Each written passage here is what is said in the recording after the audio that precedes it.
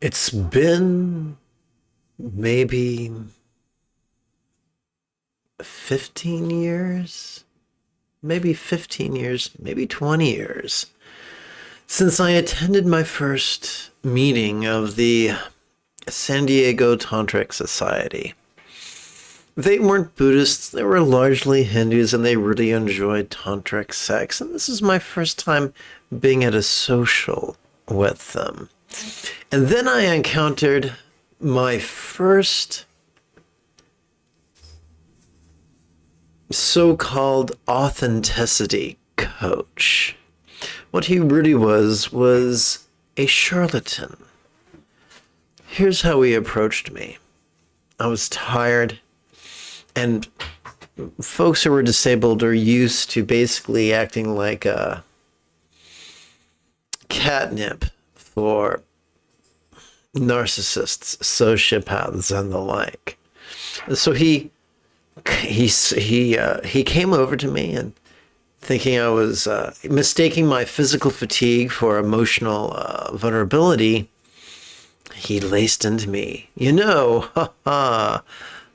What I think is that you're not being authentic right now. I have recognized his communication strategy from my days in a Christian cult 2 decades prior to that.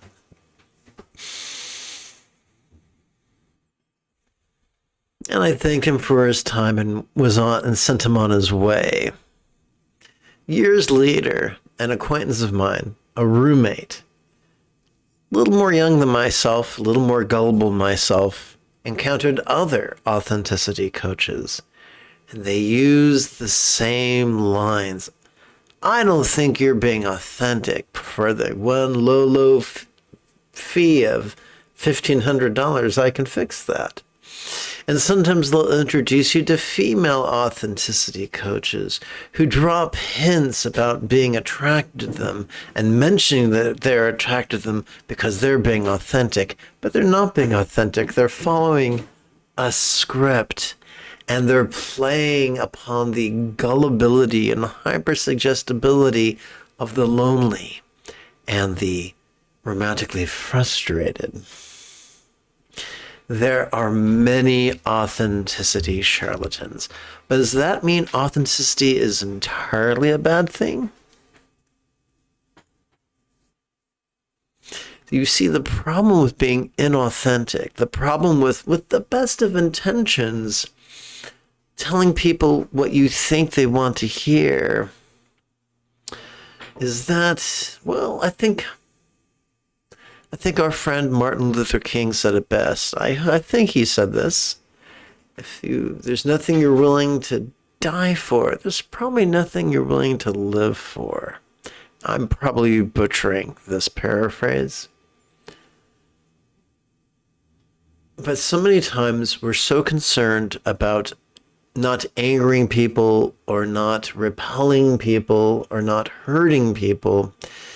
We're so busy figuring out what they want and what they need and how they need it and how they want it that we forget to be honest with what we need in the moment and with what we want in the moment and with our impulses.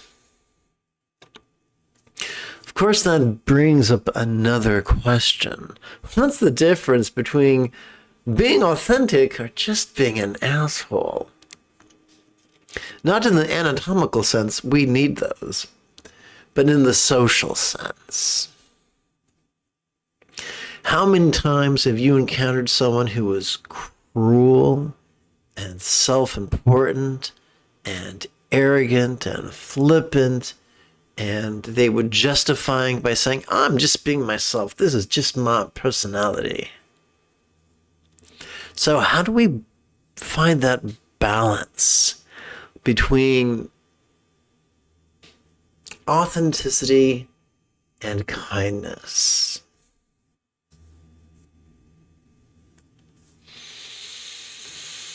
One of the many fringe benefits to a truly healthy meditative practice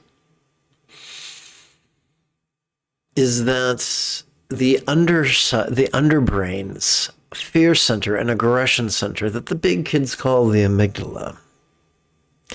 That stops lighting up quite so much, quite so consistently. And in its place, another part of the brain lights up. The anterior cingulate gyrus. And it's towards the center of the brain, a little bit higher than the center, a little bit forward of the center. And it functions as the hub of our mirror neurons, the seat of empathy. Tibetan Dzogchen teachers have taught that the highest love is spontaneous and uncontrived. So let's pretend, when it comes to the way we live, let's pretend there are two extremes and a happy medium. On one extreme, we are completely buttoned up, buttoned down, we are completely contrived and completely people-pleasing. On the other extreme, our spontaneity is completely unhinged and utterly scattered. We're like a child who's eaten far too much candy, washed it down with an espresso, and then spun around in circles for 30 seconds. But there is a happy medium. It's not the scattered spontaneity. This spontaneity is centered. Love's centered spontaneity is the key to effortless authenticity. It is kind of like a spring stream upon which could float our choices and our utterances and our deeds effortlessly. So here's the great irony. The moment we ask, hey, am I centered right now? You're not centered anymore.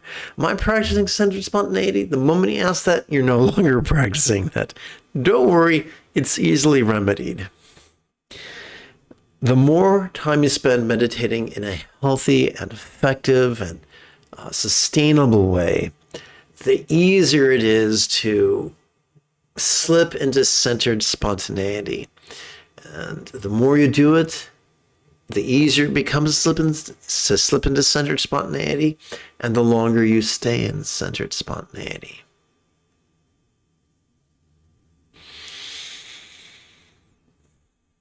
Before we engage in meditation tonight, I think it would be quite lovely if together as a team we chanted the Friday evening excerpt of Song of Enlightenment, composed over 1,000 years ago by Yongjia Zhuanjue, translated from the Chinese into English by Red Pine, and adapted as well as amplified by yours truly.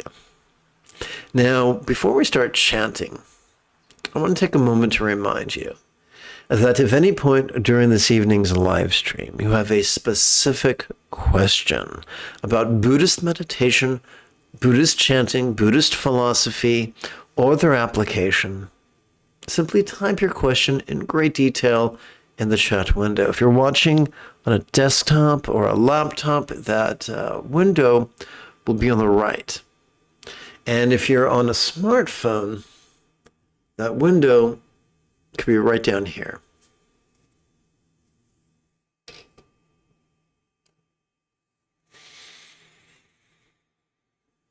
And now together as a team, let's chant. The Dharma traveled east and reached this land. Bodhidharma was off his patriarch, the first of six to wear the robe and spread the word. Those who understood later were countless. Remember the words of the Oracle from the first Matrix movie. No one can tell you you're in love. You just know. Balls to bone. No one can tell you you've mastered the Eightfold Path. You either practice it spontaneously, habitually, easily, and effectively, or you don't. We do not define the truth, delusions are already empty. We define what is and what is not. We do not empty emptiness. It's 20 different kinds of no concern of ours. We share the universal Tathagata nature. But what's most important is to simply make the most of our nature, to notice, release, and to love, and harmony with our breath. The mind is, so this is a smaller font, and I've italicized it so that we recognize that this is a quote. The author's quoting someone else. The mind is a sense organ, and objects are its sensations. Thicken them as streaks on the mirror. And light finally shining when streaks are gone. To which the author then responds to this quote, which is found in the Platform Sutra of the Sixth Chan Patriarch. Forget the mind and objects, it is your nature that is real. Beware of those who implore you to repress your mindfulness, for it is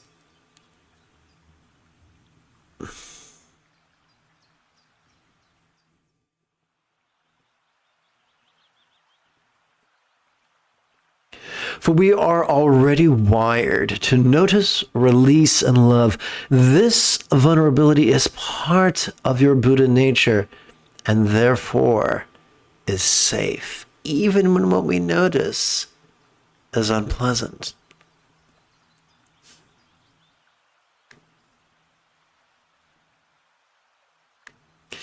It is an evil age and the Dharma is ending. People are not happy and lack self-control. The rigid, fearful, and controlling look at the sufferings and compulsions of others instead of questioning the effectiveness of the techniques they teach. Spin fables that justify victim blaming, claiming we're living in the Kali Yuga, or Age of Darkness.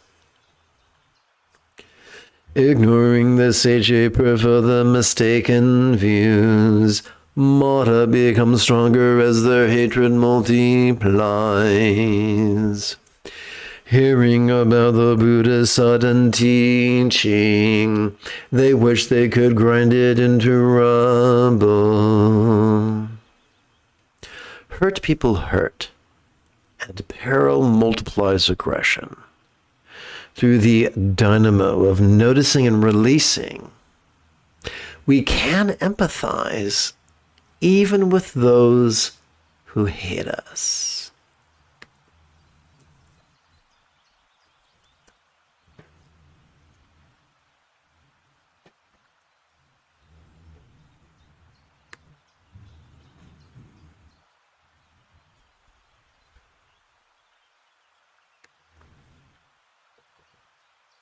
I would very much like to meditate with you, which we'll do in less than a minute.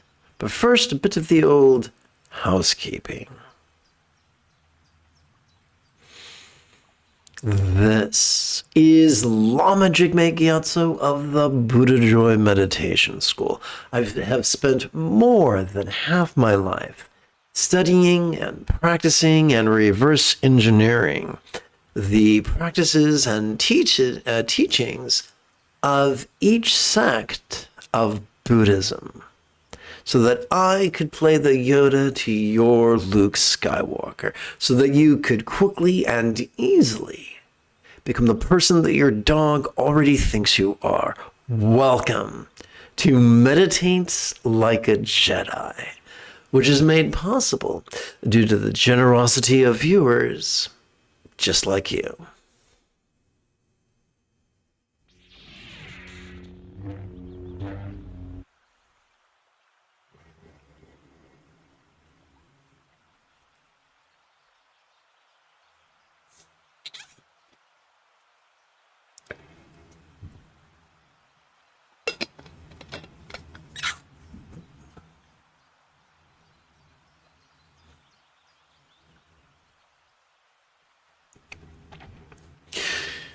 Let us perform a brief chant of the recitations of empathetic bodhicitta as well as enthusiastic refuge. We will begin with a more elaborate triplet chant. May I liberate all beings from the tyranny of hating, craving, and clinging by relying on thee. Buddha's example, instructions, and students.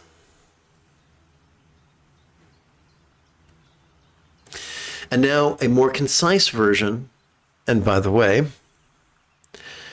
the Buddha's example, instructions, and students are so useful that they have earned the metaphoric nickname, the three wish-fulfilling jewels. Together, let us use the bookend chant for a concise version of the same recitation. May I liberate all beings by relying on the three jewels. May I liberate all beings by relying on the three jewels. May I liberate all beings by relying on the three jewels.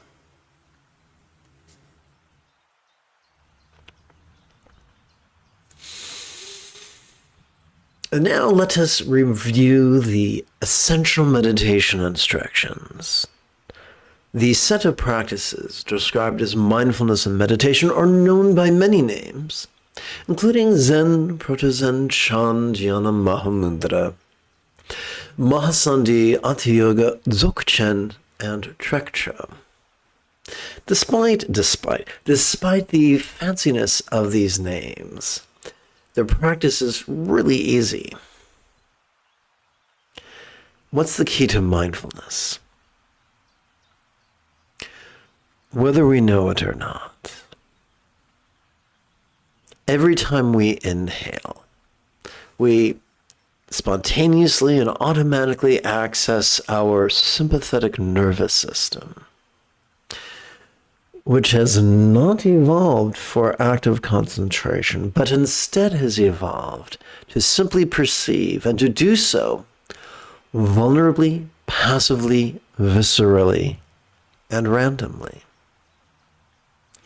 Therefore, probably the most efficient way of practicing mindfulness is to silently and mentally recite the demonstrative pronoun this during each inhalation, as silently and mentally we notice. We could notice sights, sounds, sensations, flavors, scents, and the like. We could notice emotions, intentions, thoughts, memories, and imaginings, as well as confabulations. We could notice the external, the internal, the physical, the mental, the pleasurable, the painful, the interesting, the boring, the glorious, and the grotesque. All the while silently and mentally reciting this, or the three-syllable version, notice this, or the 12-syllable version, perceiving this very turbulent play of mind. What do we do with all this stuff that we notice, that we perceive? We meditate, but how do we do that? Every time we exhale, whether we know it or not, we effortlessly and automatically access our parasympathetic nervous system, which has evolved both for physical relaxation as well as mental release. Therefore, during each exhalation, we could silently and mentally recite the one syllable verb ease, or we could perform the 3-syllable recitation relaxing, or the 12-syllable recitation of relaxing into mind's non-graspable nature. No, we do not have to superstitiously and rigidly believe that everything's non-graspable. We do not have to prove everything is non-graspable through some great pseudo-intellectual treatise. We can view non-graspability metaphorically as a way of describing the sensations we naturally feel when we relax into our exhalation. Together, as a team, let us now meditate as transformatively as young Luke Skywalker on Dagobah, under the guidance of Yoda. If you've just joined me, welcome aboard. The moment you have a specific question about Buddhist meditation, Buddhist philosophy, or their application, simply type your question in great detail in the chat window. Do not wait till the end. Strike while the iron is hot. Let us begin right now by using the 12-syllable technique. As we inhale, let us silently and mentally recite, perceiving this very turbulent play of mind. As we exhale, let us silently and mentally recite, relaxing into mind's non-graspable nature. If you silently and mentally recite these words in harmony with your perceptive inhalation and your relaxing exhalation, you will make progress on the path.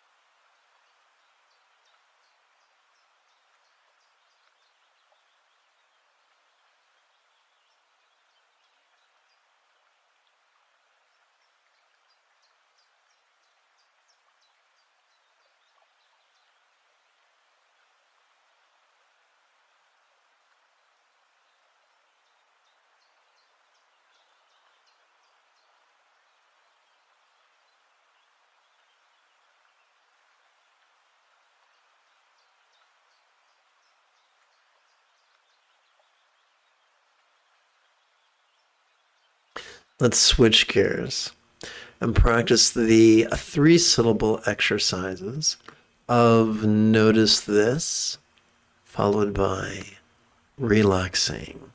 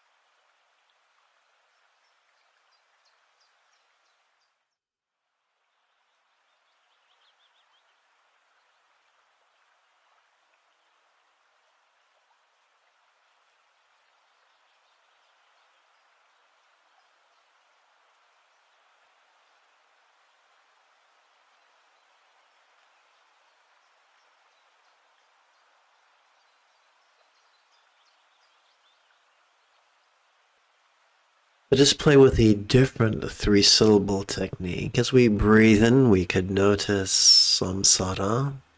As we relax into our exhalation, we could taste of nirvana.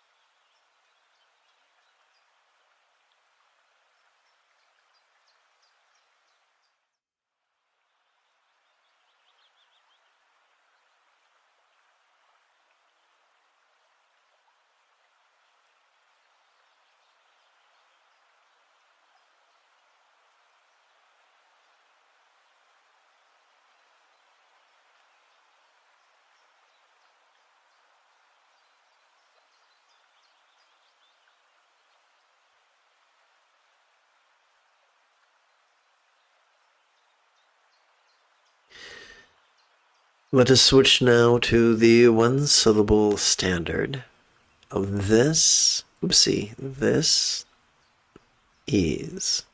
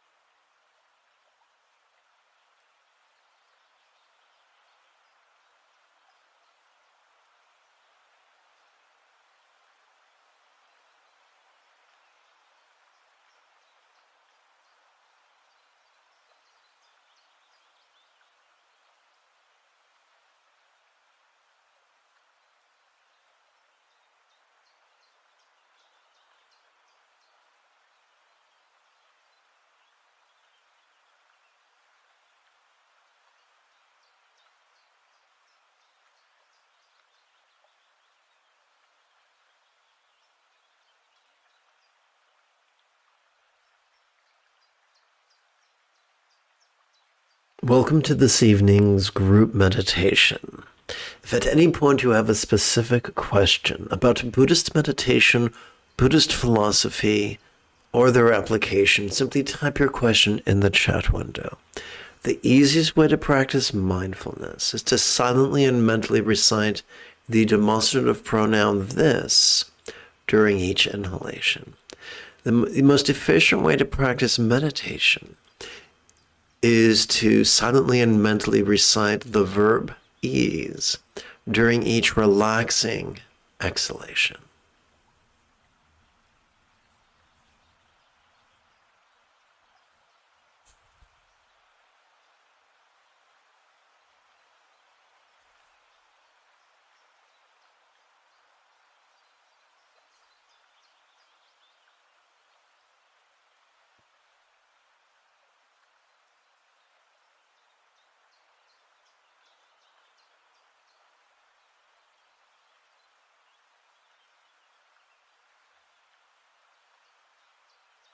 Whoopsie.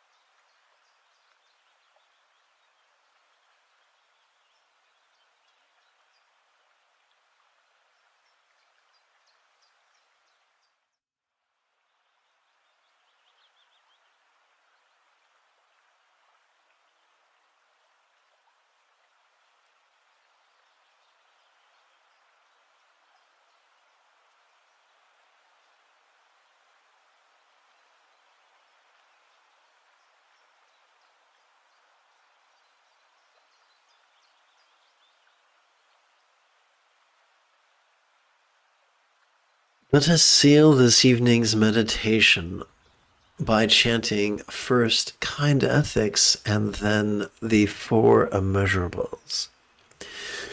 May all beings practice of kind communication, conduct, and calmness flow spontaneous and uncontrived. May everyone be free from misery, may everyone be happy. May no one be separated from the happiness. May everyone have balance from the tyranny of hating, craving, and clinging freed.